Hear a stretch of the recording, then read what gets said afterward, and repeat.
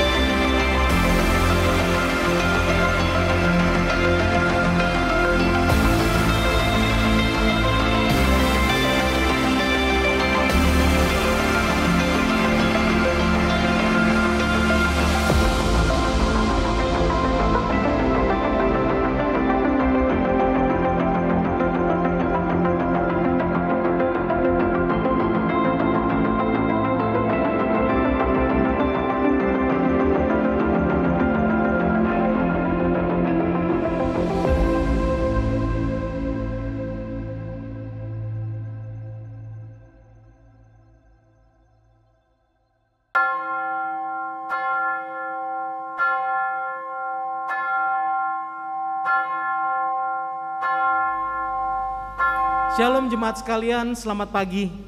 Minggu ini kita bersama-sama merayakan Minggu Palma yang akan mengawali masa peringatan kesengsaraan Tuhan kita Yesus Kristus. Kita bersama-sama dengan sukacita dan penuh pengharapan menyambut Sang Raja yang menang walaupun dia harus melewati jalan penderitaan. Mari kita bersama-sama menenangkan diri, mempersiapkan hati kita, memohon agar Roh Kudus yang memimpin kita masuk dalam ibadah minggu ini.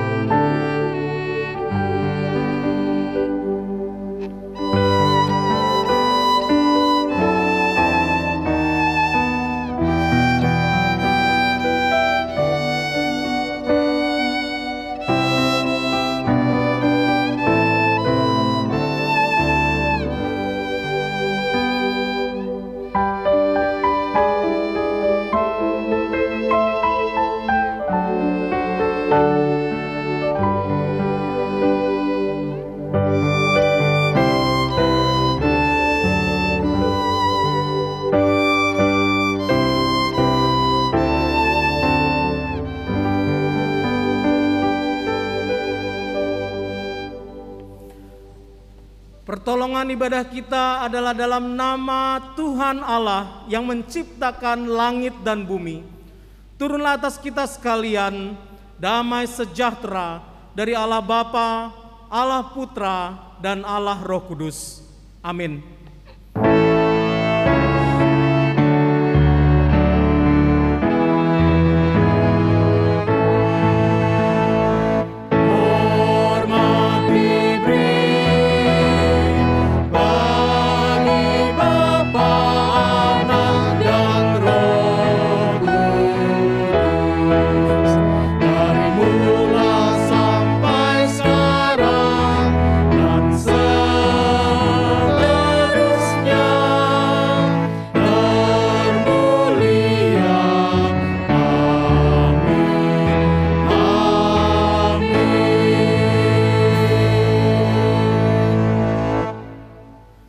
Bersorak-sorailah dengan nyaring, hai putri Sion. Bersorak-sorailah, hai putri Yerusalem. Lihatlah, Rajamu datang kepadamu. Ia adil dan jaya. Ia lemah lembut dan mengendarai seekor keledai. Seekor keledai beban yang muda. Bersoraklah Hosana.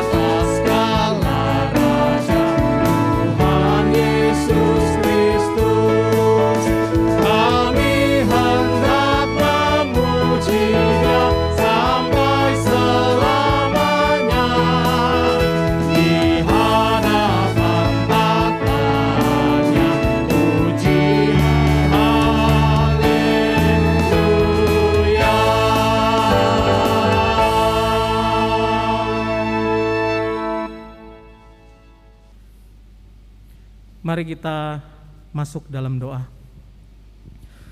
Hosana, Hosana, Engkaulah Tuhan, Engkaulah Raja. Engkaulah Raja yang datang mengendarai keledai beban muda. Tuhan, kami meninggikan nama-Mu, kami memuliakan nama-Mu. Tuhan, Engkau Raja yang datang dengan penuh kerendahan hati.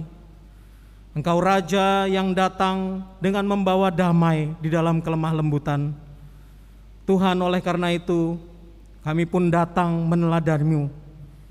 Tuhan, ampuni kami jikalau masih hati kami dipenuhi dengan kesombongan, jikalau masih hati kami dipenuhi dengan kecongkakan akan segala karya kami, akan segala laku kami, padahal sebenarnya kami tidak ada apa-apanya di hadapan-Mu. Tuhan, ampunilah kami dan tolonglah kami Tuhan, agar di dalam ibadah ini hati kami diubahkan, diri kami boleh disadarkan Tuhan, bahwa di dalam cahaya kemuliaan-Mu, Engkaulah yang layak untuk disembah dan ditinggikan, dan hanya Engkau, hanya kepadamu kami memuji, menyembah, dan berserah. Tuhan, kami akan beribadah kepadamu, dan Tuhan kiranya Roh-Mu yang kudus terus menyertai ibadah kami dari awal, pertengahan, hingga akhirnya. Di dalam nama Tuhan Yesus Kristus kami sudah berdoa. Amin. Saudara, dengarkanlah berita pengampunan dari Tuhan yang terambil dari Injil Yohanes 3 ayat 17. Sebab Allah mengutus anaknya ke dalam dunia bukan untuk menghakimi dunia, melainkan untuk menyelamatkannya oleh Dia. Jemaat yang dikasihi Tuhan, kita semua sudah diampuni oleh Tuhan. Silakan duduk.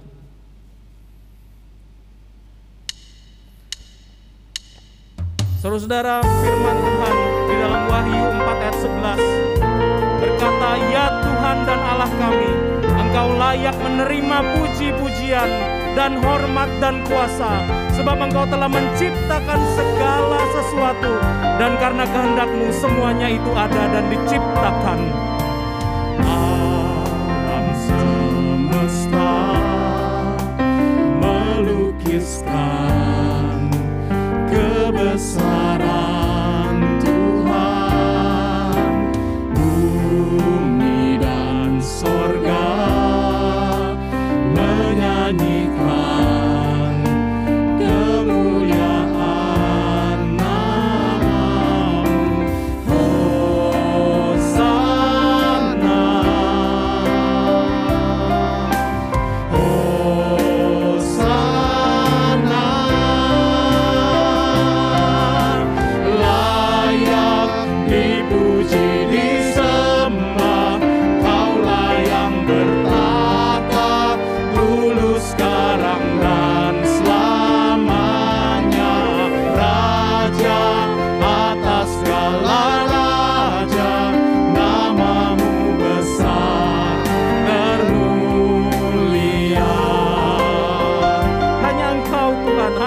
Engkau yang layak ditinggikan. Alam semesta melukiskan kebesaran Tuhan. Bumi dan sorga menyanyikan kemuliaan nama-Mu. Hosana,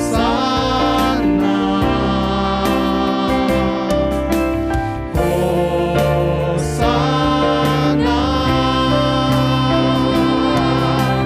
layak dipuji disembah, Kaulah yang bertahta dulu sekarang dan selamanya.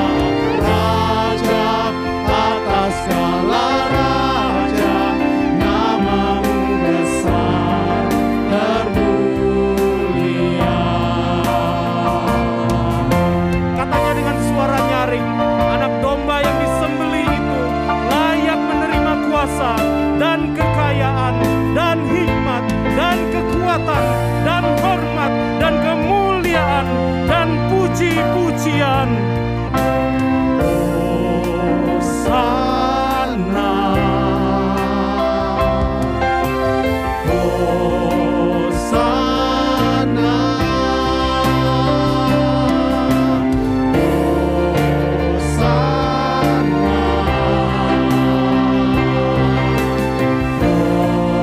Hosana, layak dipuji disembah, Kaulah yang bertahta dulu sekarang dan selamanya. Raja atas segala raja, nama-Mu besar termulia. Layak dipuji disembah, Kaulah yang bertahta dulu sekarang dan selamanya. Raja atas segala raja, nama-Mu besar termulia. Nama-Mu besar termulia.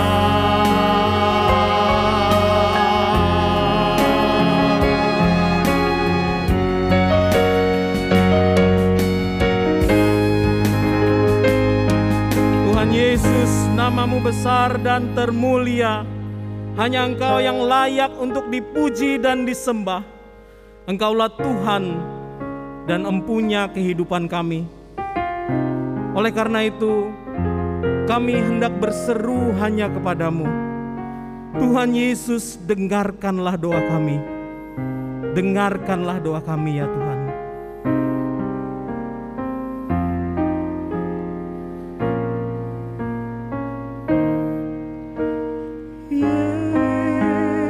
Yesus, Yesus, dengar doaku.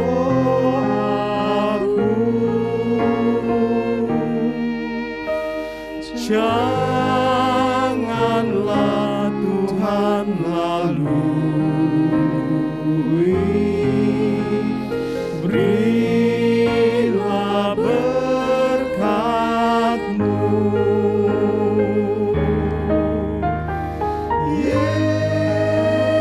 Yesus, Yesus, dengar doaku. Janganlah Tuhan lalui, berilah berkat-Mu.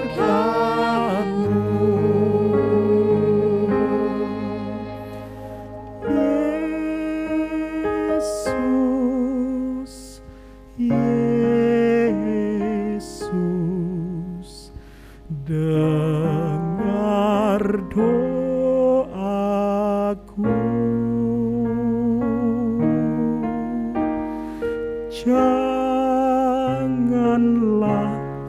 Tuhan lalui.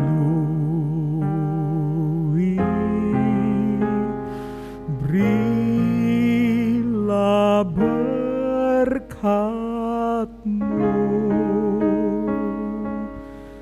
Jemaat yang dikasihi Tuhan, marilah kita datang dalam doa pribadi kita. Naikkanlah seruan-Mu sekarang.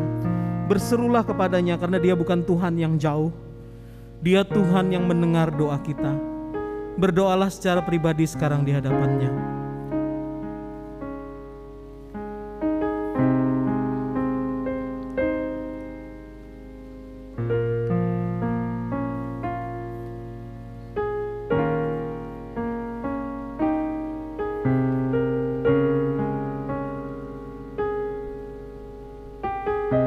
Tuhan, kami sungguh bersyukur karena Engkau Tuhan yang tidak jauh dari kami.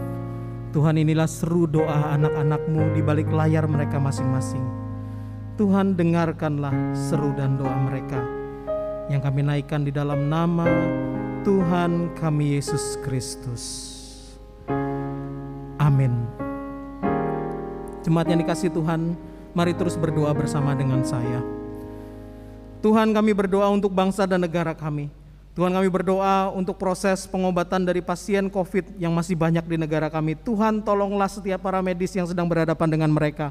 Lindungi mereka dan sembuhkanlah para pasien yang sedang bergumul berjuang melawan COVID. Dan Tuhan, kami juga berdoa Tuhan untuk distribusi dari vaksin. Biar vaksin ini boleh secara adil dan merata disebarkan di berbagai pelosok Indonesia dan boleh menjangkau setiap orang yang membutuhkannya. Dan Tuhan, tolonglah rakyat kami agar dengan disiplin bisa menegakkan protokol kesehatan sehingga pandemi ini Tuhan boleh dengan pasti berlalu. Tuhan, kami berdoa juga untuk pemulihan ekonomi negara kami. Tuhan, Kau mau menolong para pejabat yang bertanggung jawab.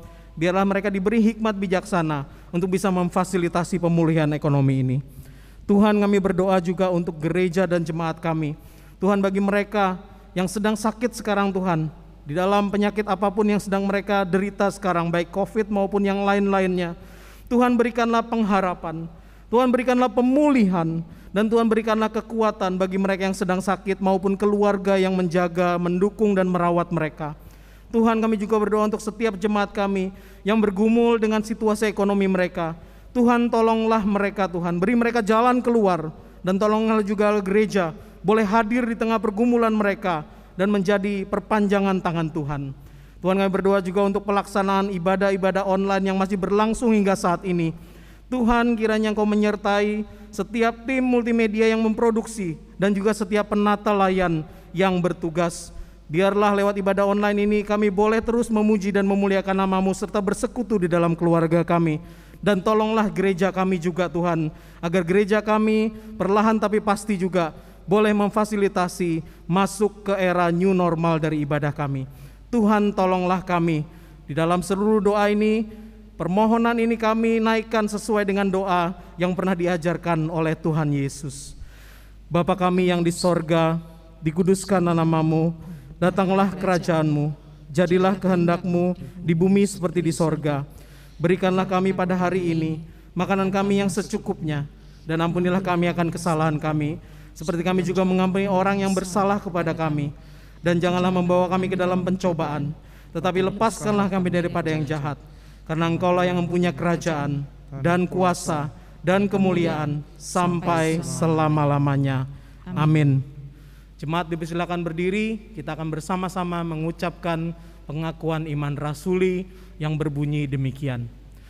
Aku percaya kepada Allah, Bapa yang Maha Kuasa, Khalik langit dan bumi, dan kepada Yesus Kristus anaknya yang tunggal Tuhan kita, yang dikandung dari Roh Kudus, lahir dari anak darah Maria, yang menderita sengsara di bawah pemerintahan Pontius Pilatus, disalibkan, mati dan dikuburkan, turun ke dalam kerajaan maut. Pada hari yang ketiga, bangkit pula dari antara orang mati, naik ke sorga, duduk di sebelah kanan Allah, Bapa yang Maha Kuasa, dan dari sana Ia akan datang untuk menghakimi orang yang hidup dan yang mati. Aku percaya kepada Roh Kudus, gereja yang kudus dan am, persekutuan orang kudus, pengampunan dosa, kebangkitan tubuh, dan hidup yang kekal. Amin. Jemaat silakan duduk.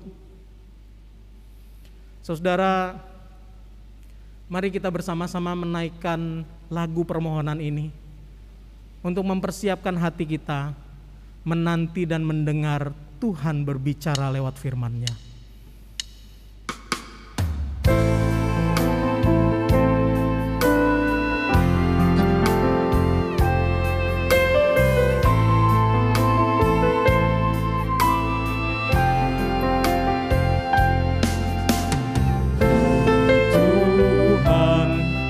Bicaralah saat firman-Mu kami renungkan, tanamkan kebenaran-Mu, bentuklah kami dalam citra-Mu, agar terang Kristus terlihat nyata di dalam kasih dan tindakan kami.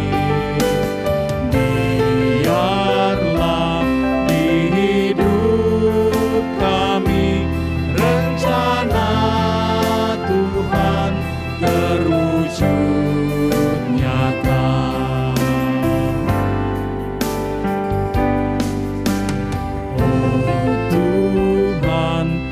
Ajarlah kami taat dan hormat dan rendah hati.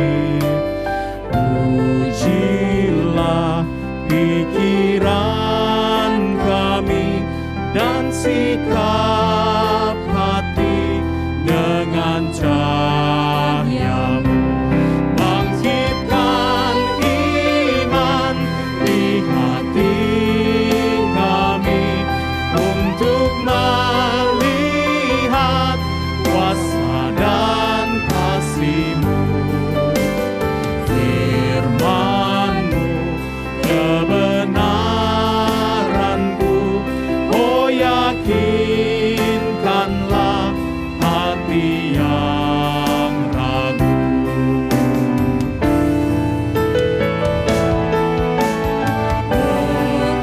Tuhan, baharuilah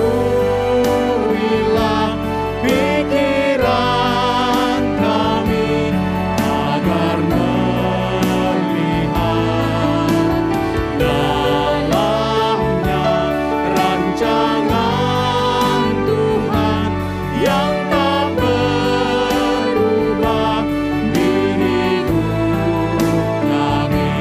Janji-Mu Tuhan kami andalkan, dan dengan iman kami pun berjalan. Oh Tuhan, berbicaralah sampai bumi penuh kemuliaan-Mu. Oh Tuhan, berbicaralah sampai bumi penuh kemuliaan-Mu.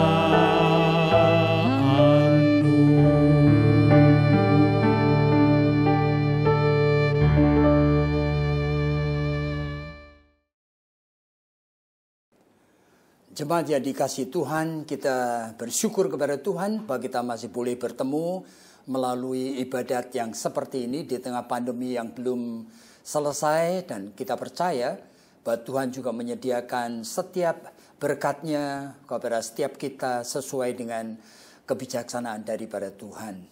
Dan kali ini secara khusus kita akan memikirkan mengenai satu tema yang sudah dipilih oleh hamba Tuhan dan majelis gereja di sini, yaitu lihatlah Rajamu datang. Jadi ini adalah triumphant entry. Lihatlah Rajamu datang. Jadi pengenapan dari Sakaria pasal yang ke-9. Dan mari kita tunduk kepala dan kita berdoa mohon pimpinan Tuhan. Kiranya Tuhan juga menolong segala sesuatu yang kita akan fikirkan bersama-sama. Bapa Surgawi, kami menaikkan syukur dan terima kasih oleh karena hidup kami adalah milik Tuhan. Dan kami bersyukur dalam setiap aspek kehidupan kami boleh terus-menerus merasakan betapa Tuhan memimpin langkah-langkah di dalam kehidupan kami. Tuhan, kami berdoa untuk jemaat yang kami tidak tahu keadaannya, tetapi kami percaya bahwa kehadiran, penyertaan, berkat, dan pimpinan Tuhan tidak pernah meninggalkan mereka. Satu demi satu. Bahkan di tengah kemungkinan kesulitan-kesulitan yang kami sebagai sesama, sebagai saudara-saudari seiman, kami mungkin merasa bahwa itu merupakan sesuatu yang sangat berat. Tetapi kami percaya Tuhan, sama seperti janji-Mu sendiri, di mana Tuhan tidak pernah akan meninggalkan akan anak-anak-Mu, baik sekarang maupun besok maupun untuk selama-lamanya, di dalam setiap aspek di dalam kehidupan kita.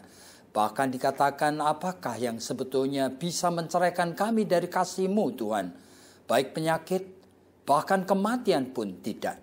Dan kami bersyukur Tuhan oleh karena kami menjadi kumpulan daripada anak-anak Tuhan yang mengimani suatu iman kepada Allah yang hidup, yang bukan hanya menjanjikan akan hal-hal yang baik, bukan hanya memberikan kepada kami hukum-hukum dan firman-Nya, tetapi bahkan penyertaannya yang nyata dalam kehidupan kami.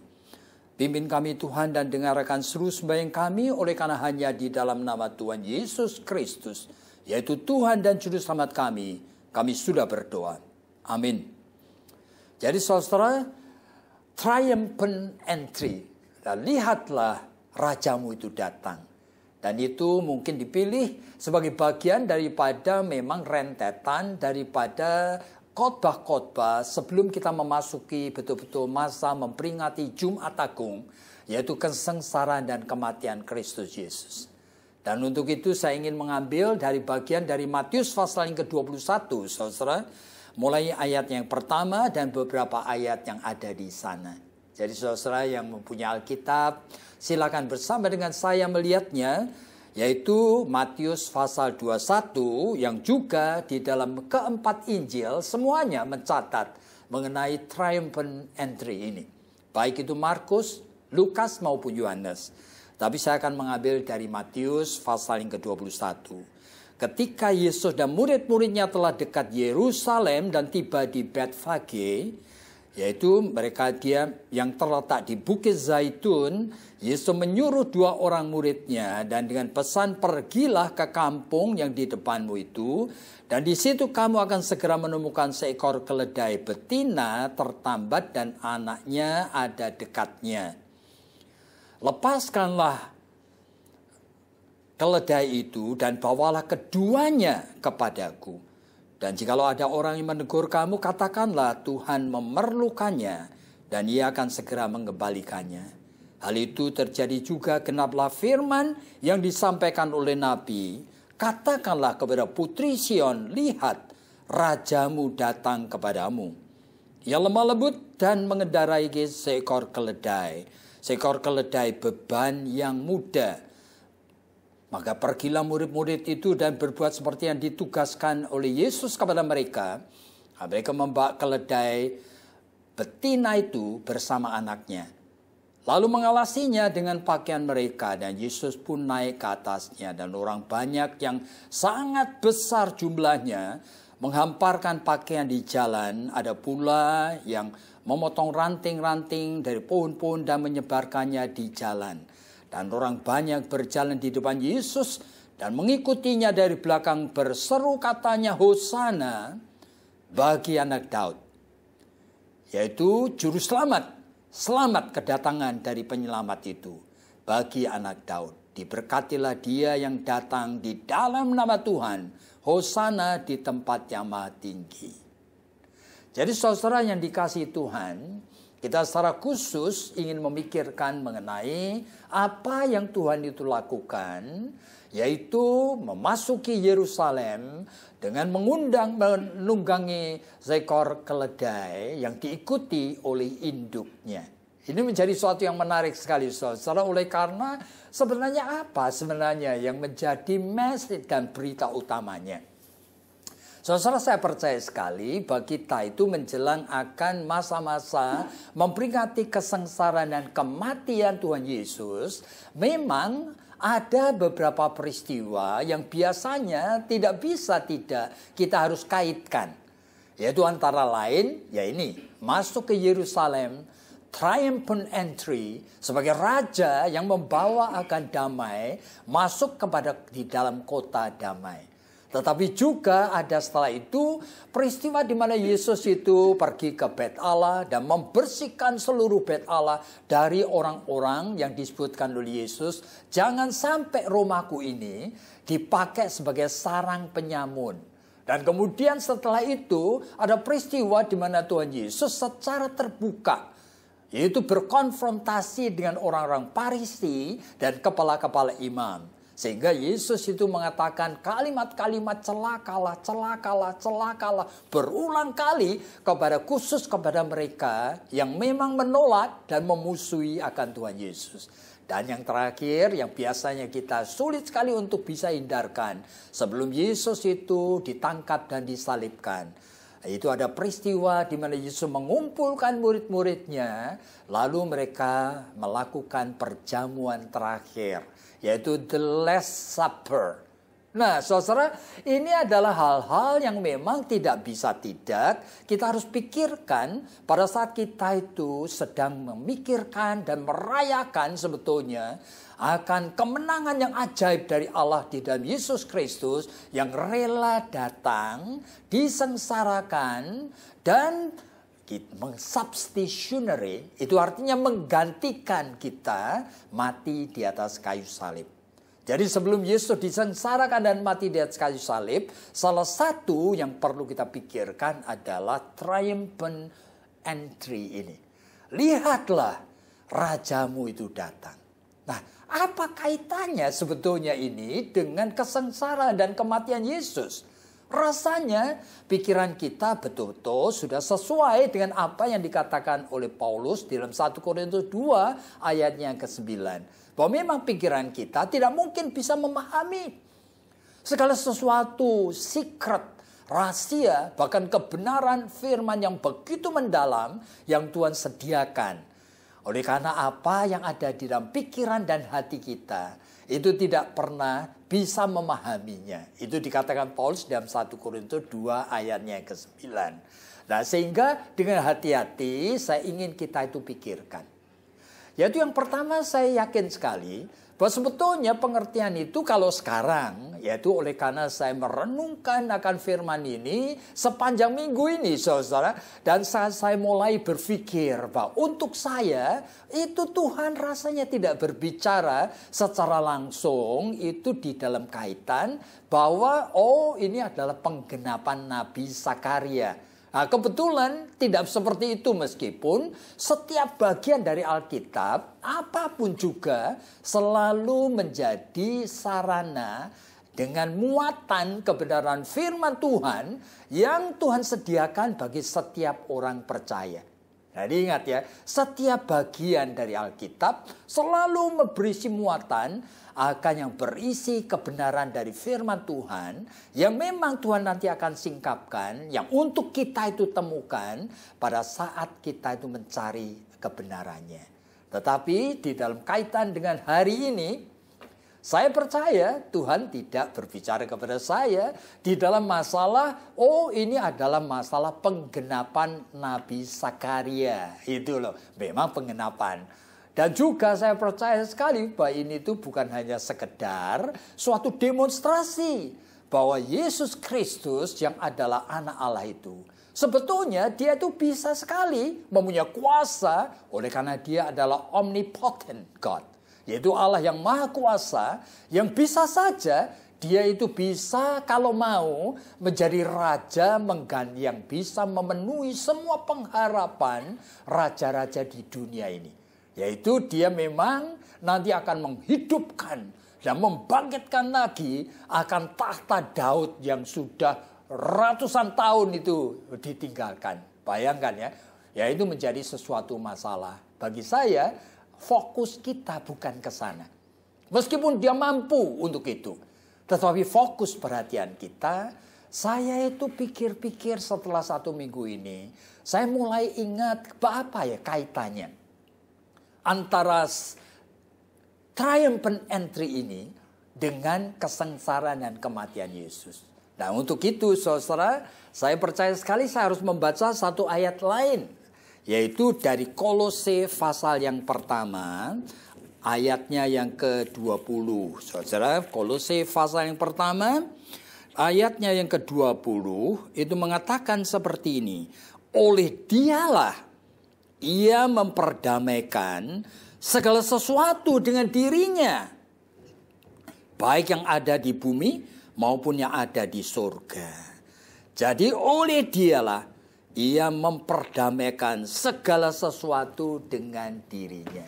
Jadi saudara, jikalau kita mau memikirkan secara khusus mengenai kesengsaraan kematian Kristus, maka triumphant entry ini, saudara-saudara, bisa dikaitkan sebagai sesuatu realita yang ajaib sebetulnya. Yaitu keinginan manusia. Ya, apa yang manusia itu want, ribuan bahkan mungkin jutaan manusia itu inginkan saat itu. Yesus itu menjadi raja, yaitu Mesias yang akan menghidupkan kembali tahta Daud. Oke. Tetapi keinginan itu bukan keinginan yang benar. Meskipun itu bukan keinginan yang benar, tetapi itu dicatat di dalam Alkitab dan ada momentum-momentum di mana Yesus itu seolah-olah mengabulkannya. Nah, itu saudara perhatikan ya. Jadi meskipun itu bukan keinginan yang benar, dan kita bukan, apalagi yang sudah mempelajari Alkitab, kita akan mengerti sekali bahwa keinginan manusia akan Mesias yang keliru itu, yaitu Mesias yang akan menghadirkan akan damai seperti apa, kesejahteraan seperti apa yang diinginkan manusia. Ternyata Yesus bukan itu. Di dalam Yohanes pasal yang ke-18 kepada Pilatus, Yesus mengatakan, kerajaanku bukan dari dunia ini. Iya, aku raja, tapi kerajaanku bukan dari dunia ini. Jadi keinginan yang keliru. Aneh ya saudara, keinginan dan pengharapan yang keliru dari umat Israel. Kenapa? Tuhan itu seolah-olah ada momen-momen Dia itu mengabulkannya. Dan itulah yang menyebabkan kita itu waspada. Berarti kaitannya antara triumphant entry, ya kan? Lihatlah rajamu datang, naik keledai masuk ke Yerusalem sebagai raja seperti yang dinubuatkan oleh Zakaria itu. Itu adalah tanda petik manifestasi dari keinginan manusia, yaitu Yesus raja dunia, Mesias yang seperti apa yang manusia itu inginkan. Tetapi Alkitab jelas-jelas mengatakan Yesus tidak datang untuk itu. Keinginan itu wrong. Keinginan bukan keinginan yang benar. Tetapi tetap juga Tuhan tidak melecehkan. Tuhan tidak mengabaikan. Tuhan mengerti. Oleh karena apa? Oleh karena yang artinya keselamatan sampai Yesus mati dan disalibkan untuk kita adalah untuk menebus seluruh totalitas hidup kita. Abraham Kuyper itu mengatakan dengan kalimat baik, ya kan? Tidak ada satu square inch pun di dalam human domain, ya kehidupan manusia ini, di mana Yesus itu tidak mengatakan mine. Itu artinya tidak ada satu bagian kecil pun dalam hidup ini di mana Yesus itu tidak mengklaim bahwa itu adalah miliknya. Iya, makanya di dalam Kolose 1 tadi, ayat yang ke-20, Paulus mengatakan, dengan Yesus Kristus yang mati dan dibangkitkan itu, maka Dia memperdamaikan seluruh dan segala sesuatu dengan dirinya. Artinya semuanya aspek di dalam hidup ini dengan dirinya. Jikalau memperdamaikan saudara dan saya dengan dirinya, tentunya bukan hanya memperdamaikan otak kita pada saat kita berpikir mengenai hal-hal yang baik. Aneh ya, ternyata otak kita dengan 1001 macam aspek yang kita pikirkan. Dan sebagian besar dosa loh, sebagian besar salah loh, sebagian besar keliru loh, sebagian besar melawan Tuhan pun. Nah, itu pun merupakan bagian yang Yesus ingin perdamaikan dengan dirinya. Termasuk triumphant entry. Keinginan umat Israel yaitu untuk merajakan Yesus sebagai Raja dunia. Wrong, keliru, keinginannya tidak benar. Yesus pun tidak mengabaikannya. Dan dia secara khusus itu datang. Barangkali memakai waktu 1 jam, 2 jam. Khusus menunggangi keledai. Menggenapi akan pengharapan daripada manusia. Seolah-olah Yesus itu tidak melecehkannya. Karena apa? Itu merupakan realita yang ada di dalam jiwa manusia. Yang Yesus ingin perdamaikan dengan dirinya. Berarti keselamatannya. Ada seorang hamba Tuhan yang mengatakan kalimat seperti ini. If Christ is not the Lord of all, then he is not the Lord at all. Kalau Kristus itu bukan Tuhan atas segala sesuatu, sebetulnya dia bukan Tuhan. Berarti dia adalah Tuhan atas segala sesuatu. Termasuk segala pikiran, perasaan, bahkan kerja insting, kerja dari unconscious, dari jiwa manusia ini yang real, sungguh ada. Dan Tuhan itu ingin supaya semuanya itu dikembalikan dan diperdamaikan dengan Dia. Nah, saudara, makanya kita melihat di dalam Alkitab seringkali kita heran menjumpai akan sikap Tuhan. Pada saat Daud melakukan perzinahan di dalam 2 Samuel pasal yang ke-11. Plus pembunuhan terencana. Suatu kejahatan yang luar biasa. Tapi setelah ditegur dan diingatkan. Kita lihat dalam Mazmur pasal 51. Betapa Daud itu menyesal dan bertobat. Dan di dalam masa sebelum dia betul-betul tanda petik. Bisa make peace with God. Dan berdamai dengan Allah. Dan make peace with himself. Berdamai dengan dirinya sendiri. Apa yang dialami. Waduh, saudara, kita kalau melihat dalam Mazmur pasal 23. Sampai Daud itu menuliskan Mazmur itu. Tuhanku seharusnya adalah gembalaku. Seharusnya dia menuntun aku oleh karena dia sangat baik. Seharusnya dia membawa aku ke dalam padang rumput yang hijau. Tetapi aku membuat hidupku miserable seperti ini. Anakku sendiri mau membunuh aku. Anak-anakku saling berzina dan saling memperkosa, saling membenci, saling membunuh. Keluarga macam apa ini dalam keadaan akibat dari dosa yang begitu mengerikan. Aku berjalan di dalam lembah bayang-bayang maut. Tetapi heran, aku masih mendengar bunyi suara tongkatnya dan gadanya yang mengikuti aku. Iya, oleh karena Tuhan ingin. Tidak ada aspek di dalam kehidupan Daud itu yang tidak diperdamaikan dengan dia. Kolose 1 ayat yang kedua. Termasuk aspek-aspek dosa, kesalahan, kelemahan, kekeliruan. Iya. Jadi saudara, ini merupakan sesuatu yang luar biasa. Jikalau saudara tidak memahami ini, saudara nanti salah mengerti. Saudara, di dalam Matius pasal yang ke-20, Matius pasal 14 lebih dahulu. Kita melihat bahwa setelah Yesus memberikan makan 5.000 orang. Apa yang terjadi? Yohanes pasal 6 mengatakan mereka mengikut Yesus. Lalu Yesus mengatakan, kamu mengikut aku karena kamu ingin mendapatkan makanan gratis tadi. Oleh karena kamu sudah mendapat makanan dan kenyang. Aneh sekali. Jadi manusia seperti itu loh. Tetapi saudara lihat dalam Matius 15. Meskipun manusia itu mempunyai motivasi mengikut Yesus yang wrong. Keliru.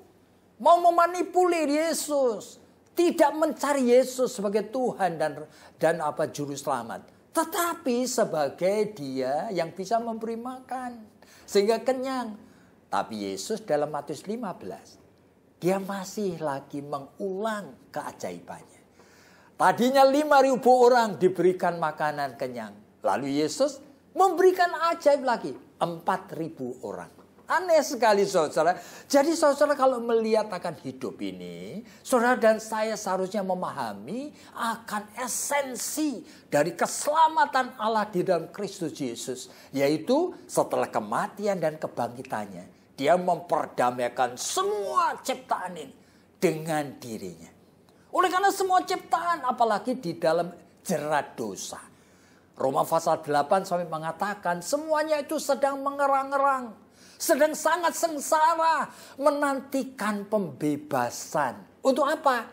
Diperdamaikan dengan Khaliknya, yaitu dengan Allah sendiri di dalam Kristus Yesus. Ya, saudara, di dalam Matius pasal 21, kadang-kadang saya tidak bisa mengerti. Oleh karena apa? Istri dari Sabdi membawa dua anaknya, yaitu Yohanes dan Yakobus. Ngapain? Untuk minta. Permintaan yang aneh. Tuhan, jikalau nanti, ya, perintahkanlah supaya anakku ini, yang satu nanti duduk di sebelah kirimu dan yang satu di kananmu, di dalam kerajaan yang kamu akan bangun ini. Berarti kerajaan dalam pikirannya kerajaan apa? Yaitu kerajaan, bukan kerajaan di surga sana, tapi kerajaan di bumi. Jadi ini permintaan yang wrong, dan permintaan tambah wrong lagi, oleh karena lahir dari egoistik. Merasa diri paling berlayak. Itu pun Yesus dengan lemah lembut mengatakan, kamu tidak ngerti yang kamu minta. Plus dia masih lagi mengatakan, kamu tidak tahu apakah kamu siap untuk minum akan cawan pahit kesengsaraan yang aku minum? Masih lagi saya mengatakan satu kalimat yang terakhir, yang menetapkan siapa duduk di sebelah kiri atau kananku hanya Bapakku yang di surga. Seolah-olah Yesus melayani cara berpikir yang tidak masuk akal, cara berpikir yang egois dari siapa? Yohanes dan Yakobus. Aneh sekali. Karena di dalam Kolose 1 ayat 20. Tuhan ingin memperdamaikan semua. Termasuk aspek-aspek hidupmu yang dipenuhi dosa. Ya kan? Dipenuhi dengan kesombongan. Dipenuhi dengan kebencian. Aneh sekali. Oleh karena Tuhan ingin semuanya ini diperdamaikan dengan dirinya. Bahkan saudara ingat di dalam Yohanes pasal yang ke-19. Pasal 20, ya kan, maaf. Itu ketika Yesus sudah bangkit dari kematian. Seorang murid Yesus yang bernama Thomas itu ngapain? Aku tidak akan percaya. Kalau itu betul Tuhanku, kecuali aku bisa mencocokkan akan jariku kepada bekas lubang pakunya. Dan jariku kepada bekas tusukan dari tombak di lambungnya. Bayangin, itu permintaan konyol, saudara-saudara. Dari orang yang seolah-olah betul-betul tidak mempercayai akan kebangkitan dari Tuhannya. Itu pun Yesus secara khusus itu menghampiri akan Thomas. Dan secara ajaib dia kemudian bertemu pada saat semua murid di dalam masa masih ketakutan. Ya kan, berkumpul dalam rumah yang tertutup. Dan Yesus tiba-tiba hadir di sana dan secara khusus mendatangi Thomas dan mengatakan, mengulurkan tangannya. Yaitu apa? Thomas, cucukkanlah jarimu ke lubang ini. Cucukkanlah jarimu kepada bekas tombak ini. Meskipun tanda petik. Kalau saudara mau melihat konsistensi dari Alkitab. Yesus bangkit tidak membawa lagi akan tubuh yang sama. Iya. Oleh sebab itu ketika dia bangkit, Maria Magdalena dan sebagainya juga tidak mengenali dia. Siapa dia? Oleh karena dia sudah memakai tubuh yang dipermuliakan. Dan sehingga di dalam kitab Wahyu, nanti yang muncul, Yesus itu bukan Yesus seperti apa yang dilihat oleh Yohanes dalam pengertian ketika dulu dia menjadi muridnya. Ternyata dia hadir sebagai orang tua. Rambutnya putih, matanya menyala seperti api. Bayangkan. Dari lidah keluar pedang. Waduh, menakutkan sekali. Kakinya seperti tembaga dikeluarkan dari perapian. Seperti apa saya tidak bisa membayangkan. Tetapi Yohanes di Pulau Patmos itu, dia langsung mengenali. Ini adalah Rabuni, guruku. Ajaib sekali. Jadi Yesus yang sudah memakai akan tubuh yang dimuliakan itu. Khusus untuk Thomas. Dia rela seolah-olah dia masih memakai tubuh yang dulu. Yang ketika dia itu dimakamkan. Dan dia masih tubuh dengan lubang bekas paku di tangannya. Dan lubang bekas tombak di lambungnya. Bayangin. Oleh karena apa? Oleh karena semuanya ini harus diperdamaikan dengan Allah. Ya, Jadi jangan salah mengerti saudara. Jikalau pada hari ini kita secara khusus itu ingin memikirkan mengenai bagian Alkitab, mengenai Yesus, lihatlah Yesus, Rajamu datang, memenunggangi seekor keledai, masuk ke dalam kota Yerusalem. Suatu triumphant entry. Maka makna yang utama dalam kaitan dengan kesengsaraan kematian Kristus adalah kepada apa yang Paulus katakan di dalam Kolose 1 ayat 20. Yaitu meskipun triumphant entry, itu adalah apa yang Tuhan lakukan.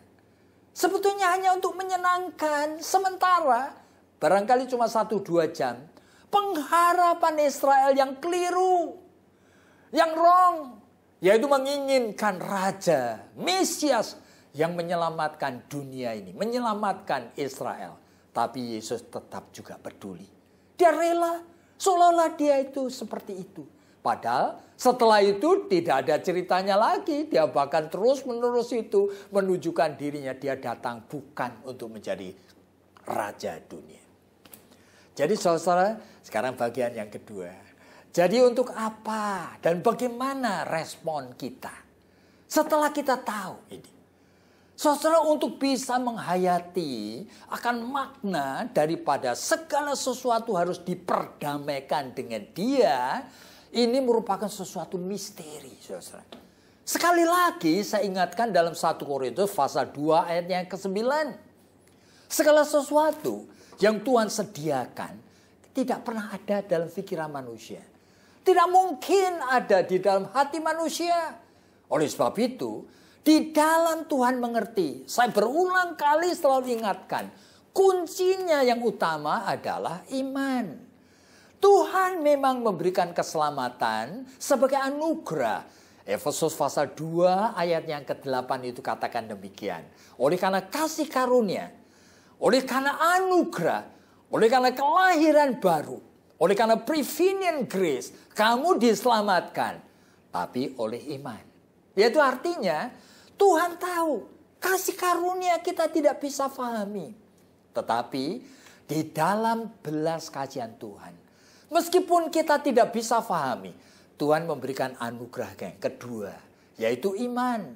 Dan iman inilah yang bisa menolong kita untuk memahaminya, yaitu mengenalinya melalui sarana-sarana dalam tubuh darah daging kita yang Tuhan sediakan. Nah, sekarang dengan kaitan dengan apa yang dikatakan Paulus dalam Efesus 1 ayat 20 tadi. Tuhan memperdamaikan segala sesuatu dengan dirinya. Apa itu? Sangat sulit sekali untuk kita membayangkan. Saya hanya kasih satu ilustrasi yang sederhana. Saya dan Bu Esther, istri saya, pernah suatu hari mendapatkan hadiah itu yang aneh sekali dan ajaib. Oleh karena orang yang sebetulnya tidak begitu kenal dengan saya. Dia orang kaya raya. Langsung melalui seorang itu sudah mengarrange supaya saya dan Bu Esther diberikan tiket untuk kemana? Ke negeri di Eropa, saya tidak akan sebutkan. Iya, salah satu negeri di Eropa. Untuk apa? Pergi ke salah satu rumah sakit yang terbaik di negeri di Eropa itu. Untuk apa? Untuk dilakukan general check up yang komplit. Sampai mata, telinga, hidung, tenggorokan, semuanya sudah. Darah semuanya dicek, jantung dicek semuanya. Bayangkan. Dan ini orang memberikan itu sehingga saya tidak harus menerima. Oleh karena sudah ada tiketnya dan di sana sudah diatur semuanya. Bahkan ketika saya tiba di kota tertentu itu sudah ada yang jemput dengan mobil lagi. Dan orang itu mengantar semua makanan setiap hari, sehari satu hari 3 kali. Bahkan dengan snack kalau lagi kami kosong, kami diajak minum ini, makan itu, semuanya dibayarin loh saudara. Dan setelah semuanya selesai masih lagi dia mengatakan orang yang menemani itu memberikan kepada kami amplop. Aneh sekali saudara. Sampai bingung, dia mengatakan Pak Eko mumpung sudah sampai ke kota ini, negara ini, pergilah jalan-jalan. Ini loh uangnya sudah dititipkan. Saya sampai bingung.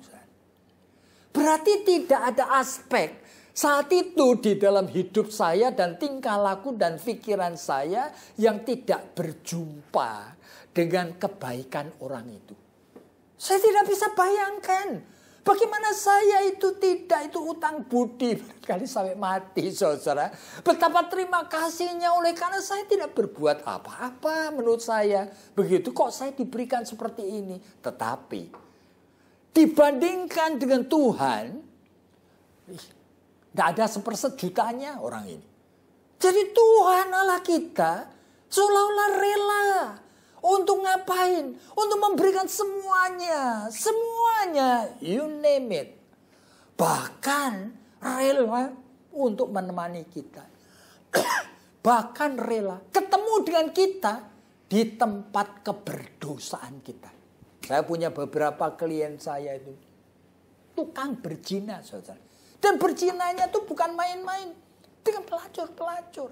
Sehingga ketika konseling dengan air mata dan katanya pertobatan. Saya kadang-kadang marah sekali.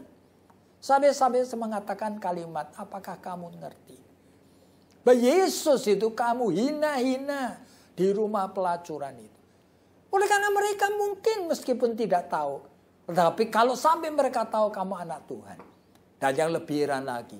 Yesus yang kamu sembah itu ikut menungguin kamu pada saat kamu melakukan perzinahan yang menjijikkan itu. Ajaib sekali. Jadi ini suatu keberdosaan. Dan tidak ada suatu inch daripada hidup kita. Dari 1 sentimeter daripada hidup kita. Di dalam domain daripada kehidupan kita. Yang Yesus tidak ingin mengklaim. Itu adalah milikku. Jadi pada saat kita berbicara mengenai ini ajaib sekali. Jadi Tuhan ingin setiap aspek hidup kita diperdamaikan dengan Dia. Termasuk nafsu, termasuk perzinahan, termasuk kesombongan, termasuk pikiran-pikiran kotor, pikiran yang benci kepada orang, kebencian kepada semuanya. Tidak ada satu bagian pun yang Tuhan tidak ingin perdamaikan dengan Dia. Dan Dia itu mengikuti kita kemana saja kita pergi. Ajaib sekali. Begitu saudara dan saya dalam miliknya. Dia mengikuti kami. Sehingga di dalam Markus pasal yang ketiga. Yesus sampai mengatakan tidak ada dosa lagi yang tidak terampun. Jikalau kamu bertobat. Tapi jangan kamu mencobai Tuhan. Tidak ada yang tidak terampun. Nah itulah maksud daripada hari ini kita merayakan. Akan triumphant entry. Bahwa Yesus itu masuk ke Yerusalem. Untuk apa? Seolah-olah untuk menyenangkan pengharapan yang keliru daripada umat Israel. Tapi Yesus pun peduli. Mengerti. Di dalam segala kelemahan kerabukan kita ini. Makanya kita itu harus memakai iman. Untuk kita bisa merasakan. Untuk kita bisa memikir. Untuk kita bisa belajar mengerti. Sehingga kita ada kumpulan dari anak-anak Tuhan. Yang bukan mandek. Oleh karena tidak peduli. Oleh karena mengatakan kepada diri sendiri. Ya memang kehidupan seperti ini. Saya tidak mengerti bagaimana jalan keluarnya. Loh. Tuhan ingin supaya kalau hari ini saudara-saudara dan saya mengerti. Bahwa Yesus menyertai kamu. Bahkan hadir di rumah tanggamu pada saat kamu menghina, melukai hati istrimu atau suamimu dengan kata-kata yang jahat sekali. Yesus hadir bersama kamu. Sebagai orang tua yang kadang-kadang itu sangat tidak bijaksana. Untuk melukai hati anak-anakmu. Tuhan ngerti. Dan Tuhan itu dengan sabar menunggu. Oleh karena Tuhan ingin. Bagian yang seperti itu pun harus dimenangkan oleh Dia. Triumphant entry. Tuhan itu hari ini mengingatkan kepada kita. Semuanya diperdamaikan dengan Dia. Pada masa kita merayakan kesengsaraan kematian Kristus. Saya harap saudara memahami dengan sungguh-sungguh. Jangan cuma kita berpikir-pikir. Dan kemudian dengan pikiran yang keliru. Fokus hanya kematian dan kesengsaraan Kristus saja. Oleh karena melalui itu. Yesus itu mempunyai plan dan purpose. Yaitu semua ciptaan ini diperdamaikan dengan dirinya. Saudara adalah milik Tuhan. Jangan biarkan satu bagian pun dari hidup saudara yang tidak diperdamaikan dengan Tuhan. Oleh karena memang untuk itulah keselamatan ini dianugerahkan.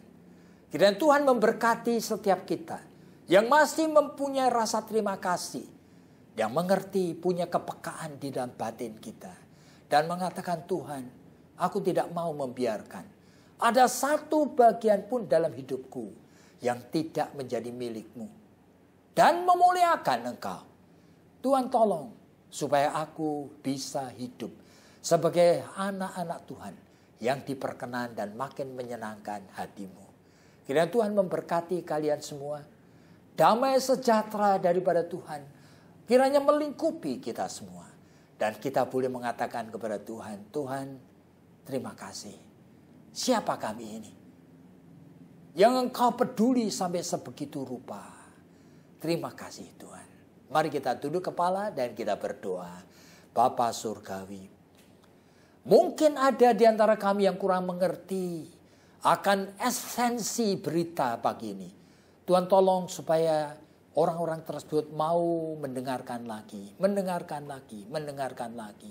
khotbah ini melalui YouTube barangkali, supaya mengerti. Oleh karena hidup ini adalah hidup yang sudah dimenangkan oleh-Mu Tuhan.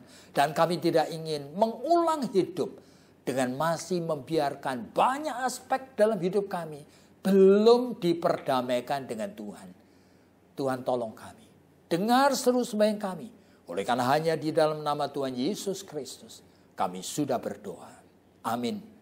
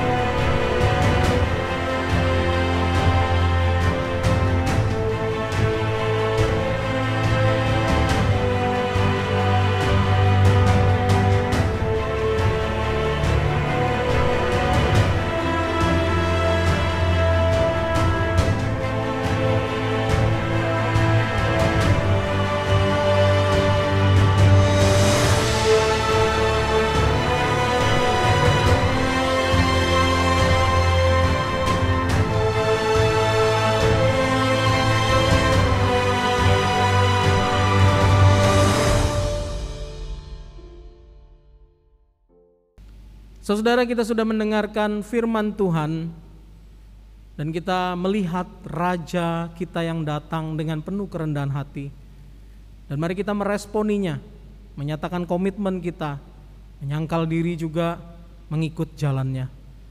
Kita akan memberikan persembahan lewat HP kita dengan scan QRIS atau transfer ke rekening bank dari gereja masing-masing. Setelah selesai memberikan persembahan, kita akan menyanyi Ku Percaya Pada Yesus dari KPPK 222.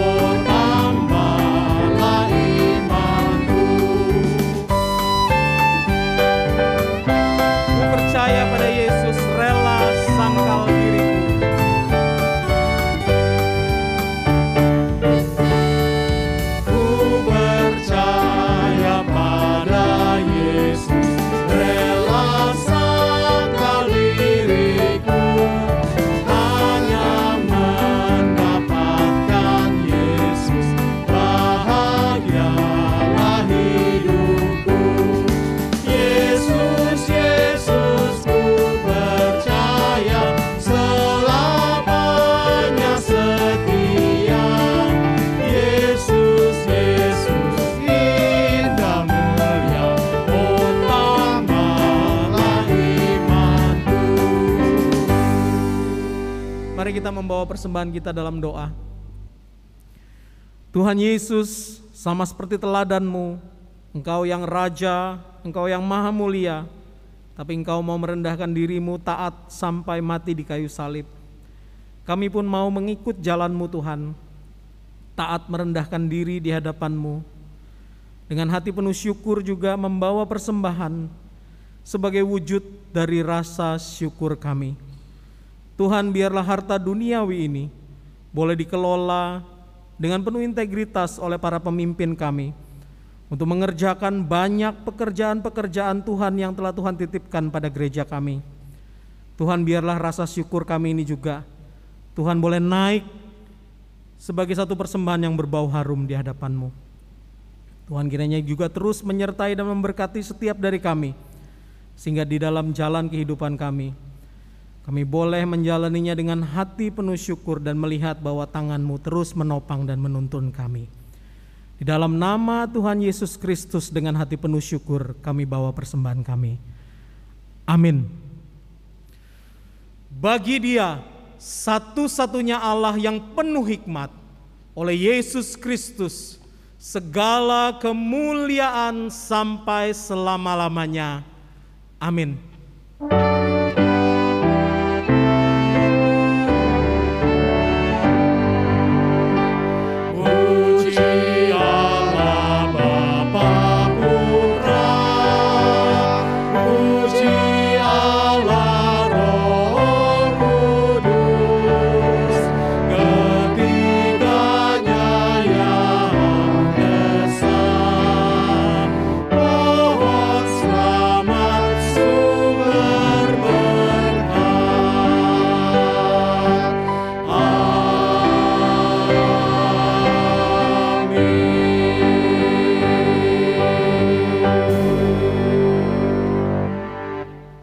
Bapak Ibu yang dikasihi Tuhan, kita akan mengakhiri ibadah kita pada minggu hari ini.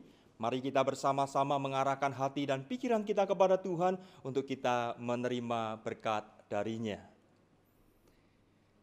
Kiranya berkat dan kasih yang kekal dari Allah Bapa, anugerah keselamatan di dalam Kristus Yesus Tuhan, kekuatan penghiburan dan penyertaan dari Allah Roh Kudus menyertai saudara sekalian mulai hari ini hingga kedatangan Tuhan Yesus yang kedua kalinya.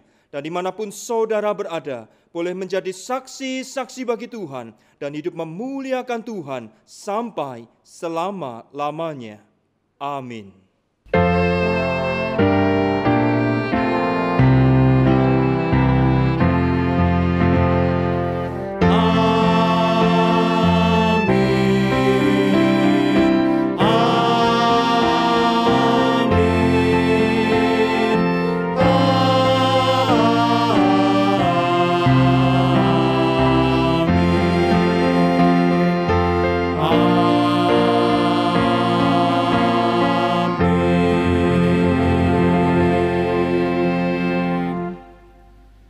Ibadah minggu kita selesai. Silakan bersaat teduh. Tuhan Yesus memberkati. Silakan duduk.